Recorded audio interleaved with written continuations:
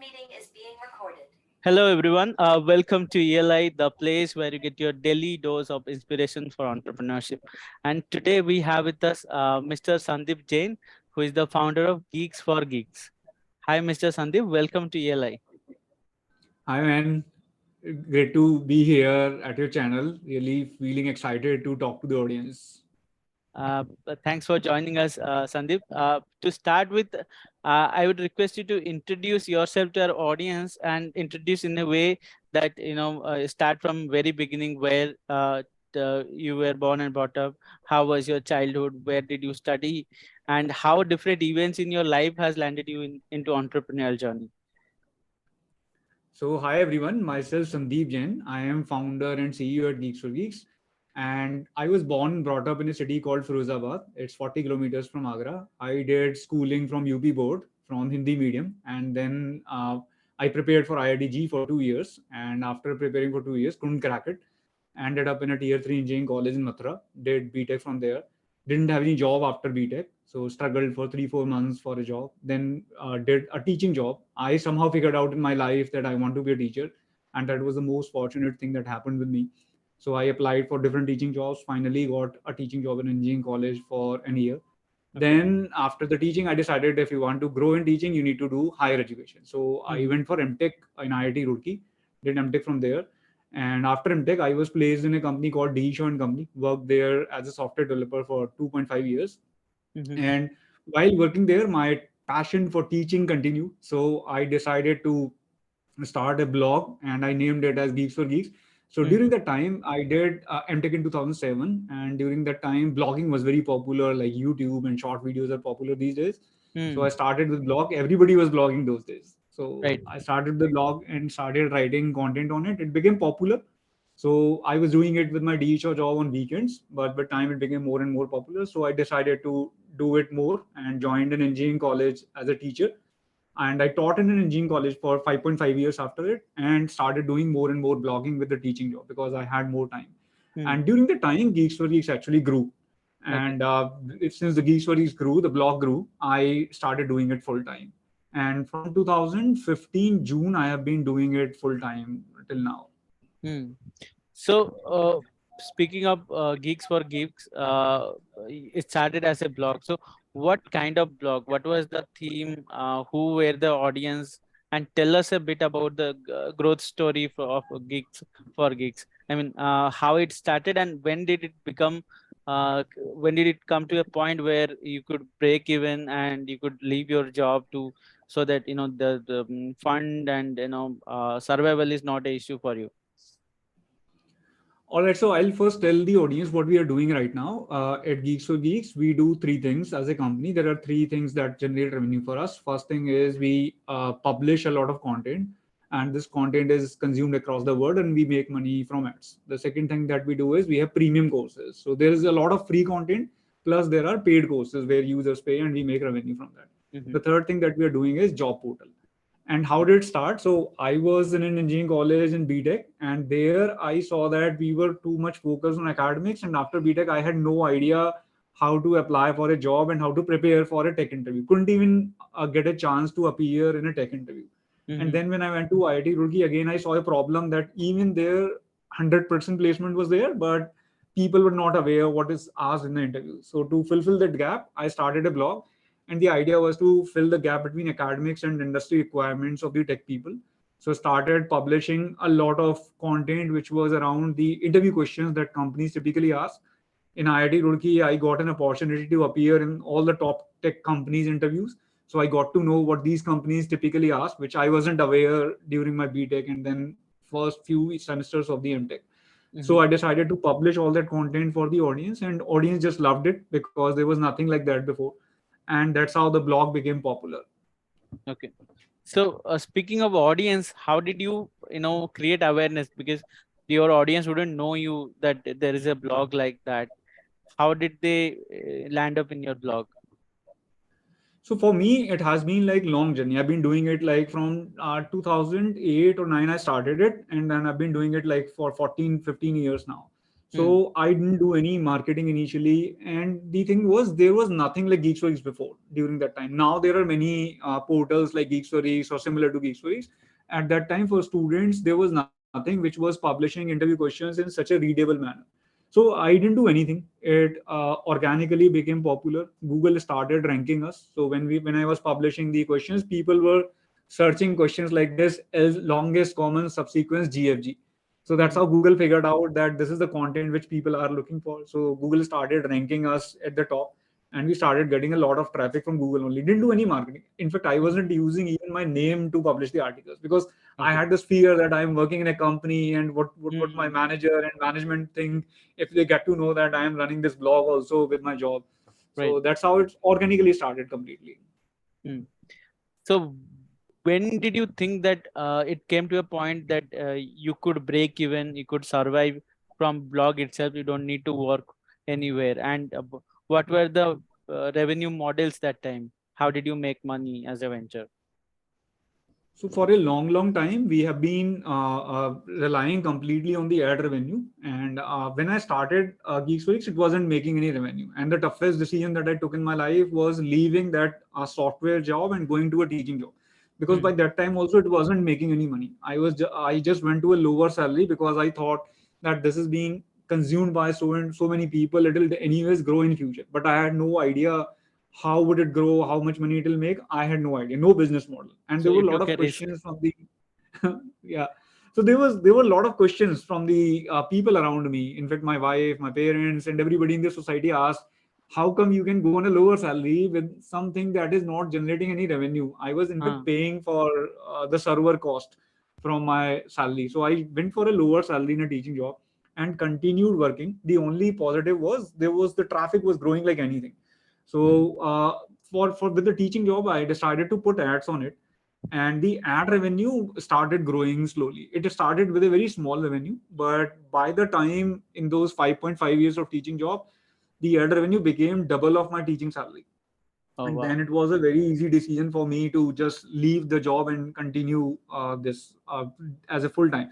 In Hmm. fact, I had no plan to be an entrepreneur. I just wanted to be a teacher. That's how the whole idea of my career started. I started blogging for the teaching passion, joined the teaching job also for the teaching passion, Hmm. but the response was so good that I couldn't resist doing it full time. Got you. So, when you left your teaching job, because there was good revenue, you could sustain yourself, and you saw a good future with Geeks for Geeks, right? At that point, what were the next few things that you tried? As in, did you go on to build a platform, technology, and everything? Did you plan for a proper edtech platform? What was running in your mind that time? So that time the idea was to grow the traffic further, and I started just adding more and more features to the content. Like people could compile and run the articles, the code which was written there. I started adding compiler and all those stuff. So there was no a plan, and I strongly believe if you are a tech company and particularly company like us, which is serving tech people, then you can't plan for more than 4 or 5 months because the tech changes so fast. So in fact, even now we don't plan what will we do for the next coming year. We just do according to the market changes, and that's how we have been functioning from 2015 to 2023. Okay.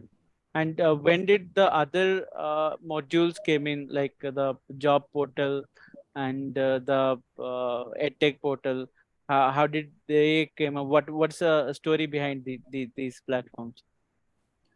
So we had like huge traffic on GFG, but we were too much relying on the traffic which was coming through Google, and the revenue was also on Hmm. completely was relying on this. So just wanted to have another source of revenue. It's very important for a business to have multiple sources of revenue, so that if something stops suddenly, it doesn't happen that you are zero revenue from next day. Right. So that was the first idea, and the second idea was I saw that the computer science job market was becoming like IIT market. There were a lot of Hmm. companies who started selling coding courses, engineering courses at 20,000, even 1 lakh, 2 lakh, 3 lakh. I mean, even now you will find a lot of courses which are very, very costly.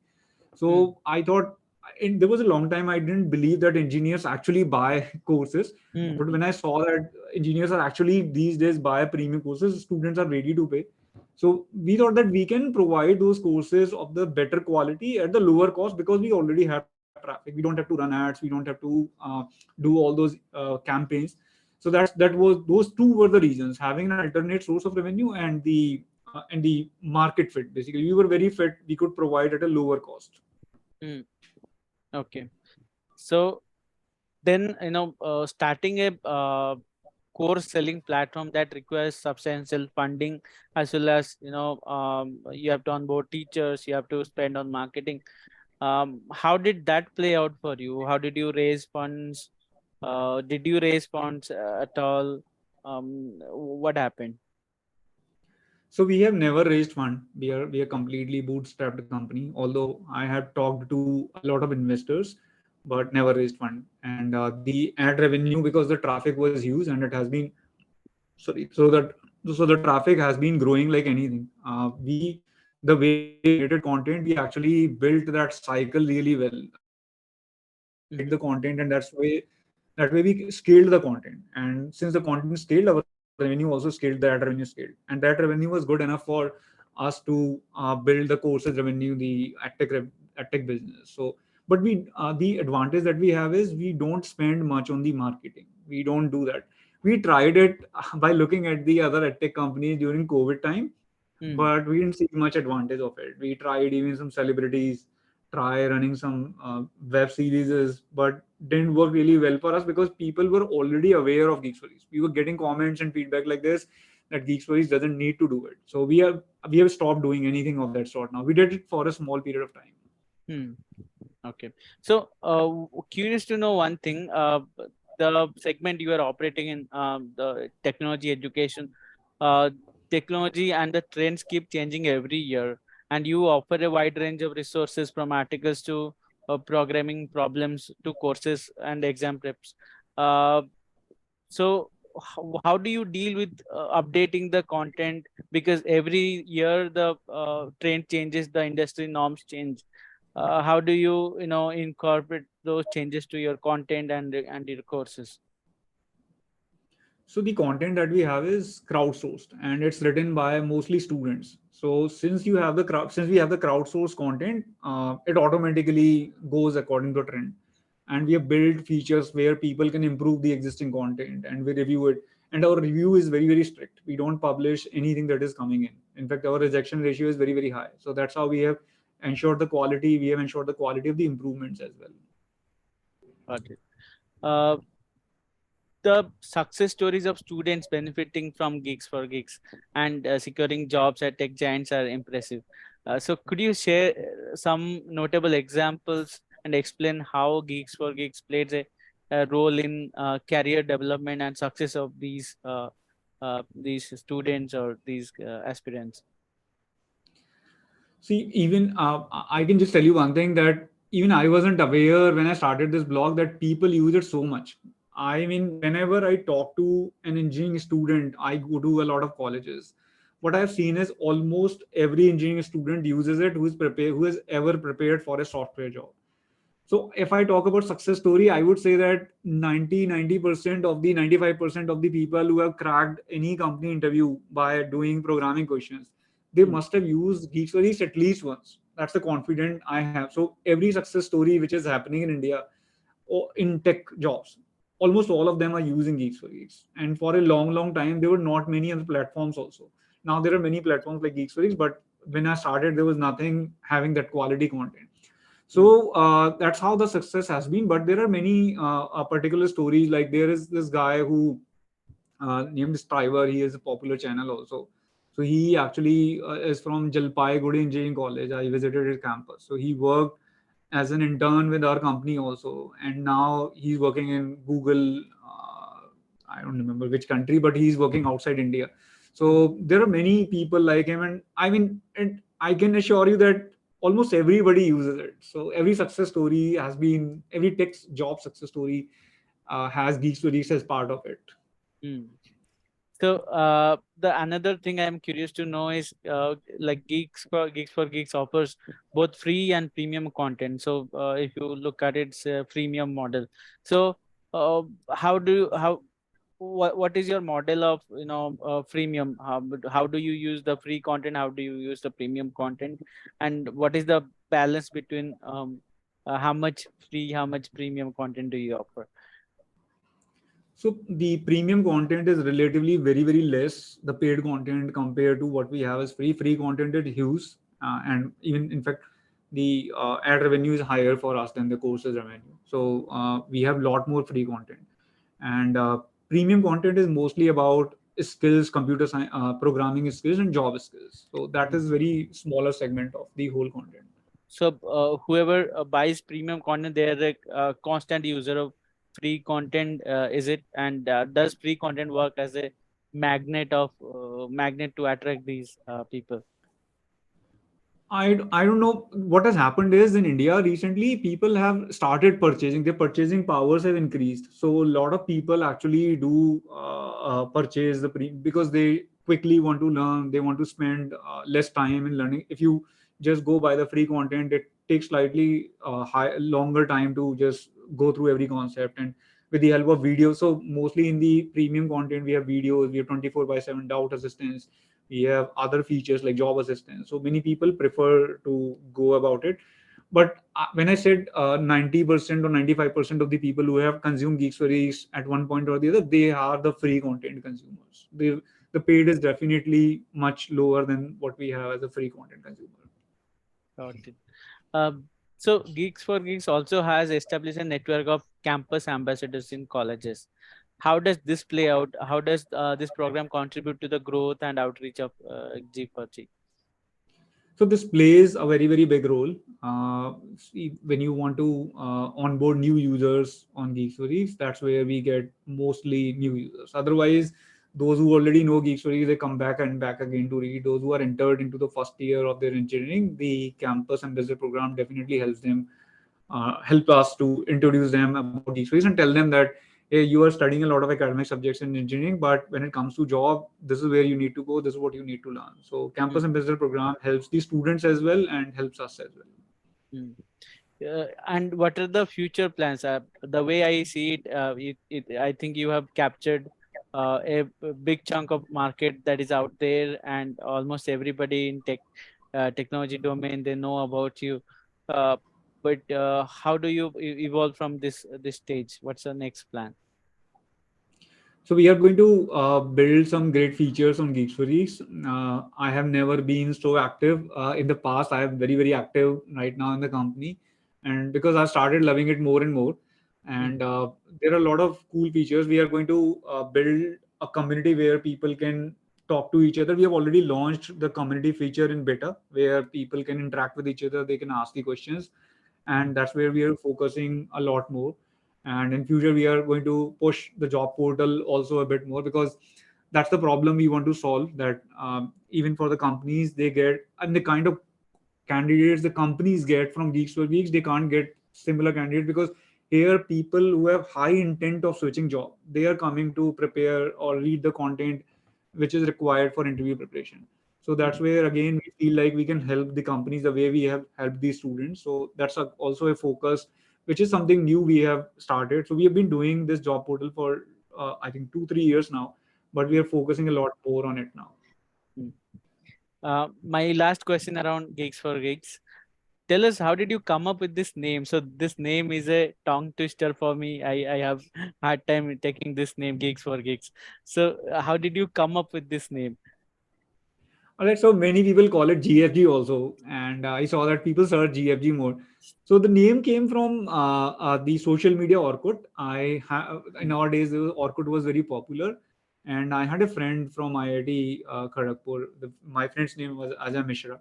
So this guy had a social media handle Geek for You, and mm, whenever I used to browse my friend list on Orkut, this name was different. I mean, it was looking totally different and very appealing. mm. So that's where the name was picked from. Geek for You, I made it Geeks for Geeks, and that worked really well. I mean, people just it matches with the theme as well. Got it. Now, some questions around your personal journey as an entrepreneur. So tell us, when did you, I understand the passion for teaching was there, and that, that helped you, come this far. But somewhere, I think you also got a flavor of entrepreneurship as well. So when did you think you got the idea that, yes, I will also be an entrepreneur? And when did you start thinking like an entrepreneur?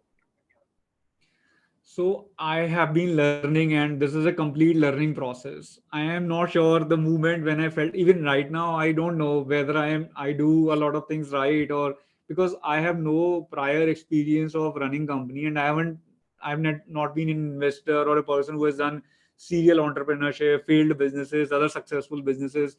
This is Hmm. the only company that I have worked upon, and I have spent all my life for last 14, 15 years on this thing.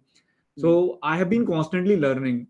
The one thing that I have learned over the time is people management. That's the trickiest part. I mean that is where you become better and better with time. So if you spend more time, like I was not a better people manager 2 years back. Every day I'm improving on this, and that's where I feel like is working good for me. I'm learning with the journey of the entrepreneurship. Mm. Speaking of people management, I think for a long time you ran this company and ran this venture alone. And how did you find the people? What was the process you took to, onboard people, hire people, find people for your venture? So for me, it was easier than other entrepreneurs. I was a teacher in an engineering college called Mm. JIT Noida, and almost everybody that we hired initially, they were all from that college. Even right now, the people, the CTO of the company, the sales head, the courses head, and all those people, they are all from that college only. And then there is this teacher-student bonding that has worked really well for me. So Mm. that has worked really great for me. So if you're a teacher in an engineering college or a graduation college, that works really best. You know everybody personally. You know who's good at what. So Mm. that worked great for me. Okay, so your employees, do they call you sir because you were their teacher at some point, or how is it? They call me sir. I tried to introduce this policy not to call sir, but they said it's difficult to call you Sandeep. So most of the people call me sir only. Mm. So, what are some of the biggest challenges that you have faced so far while building and growing this venture?